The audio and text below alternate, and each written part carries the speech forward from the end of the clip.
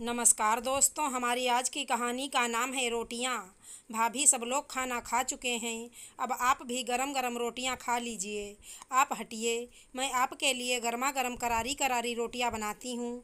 बरखा सुमन के पास रसोई में आकर बोली, क्या कहा जीजी आपने? आप मेरे लिए गर्मा गर्म रोटियां बनाएंगी? लेकिन जीजी, गर्म रोटियों के स्वाद की ख्वाहिश तो शायद मैं अपने मायके की दहलीज पर ही छोड़ आई थी, और इस घर में तो आज तक मुझको गर्म रोटियां नसीब नहीं हुई।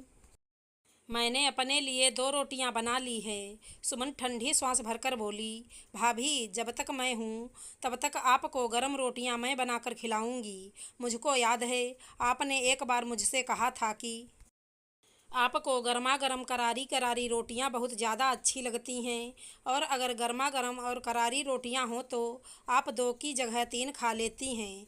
लेकिन तब शायद मैं अल्हड़ थी और आपकी बातों पर ध्यान नहीं दिया।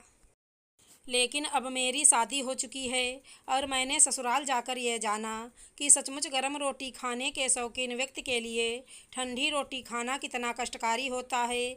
जब वहाँ पर मैं अपनी थाली में सबके खाना खाने के बाद ठंडी रोटियाँ लेकर बैठती हूँ तो मेरी आँखों के आगे आपका चेहरा घूम जाता है कि ऐसे ही भाभी ठंडी रोटी की वजह से खाना मन से नहीं खा पाती होंगी। बरखा के शब्दों में सचमुच अपनी भाभी के लिए बहुत ज़्यादा अफसोस झलक रहा था।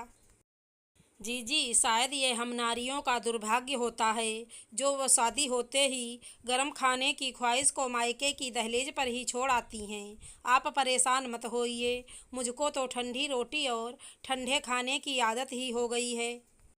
क्यों 2-4 दिनों के लिए अपनी आदत खराब करना?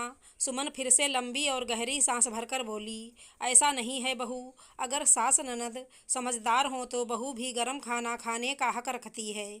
मुझको सचमुच बहुत अफसोस हो रहा है कि जो मेरी बेटी ने सोचा वो मैं क्यों नहीं सोच पाई। जबकि तुम सबको गर्मा गर्म और करारी रोटियां खिलाती हो, तो मैं भी तुम्हारे लिए गर्मा गर्म और करारी रोटियां बनाकर खिला सकती हूँ।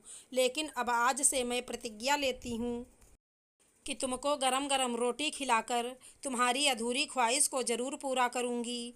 वहीं पर बैठी सुधा सुमन के सिर पर हाथ फेरते हुए बोलीं, और थोड़ी ही देर बाद वो ससुराल की दहलीज पर पहली बार गरम गरम रोटियों का लुत्फ़ उठा रही थी और अपनी ससुराल में गरम रोटियों के खाने की अधूरी ख्वाहिश को पूरा कर रही थी। आशा करती हूँ हमारी कहानी अच्छी लगी होगी। धन्यवाद दोस्तों।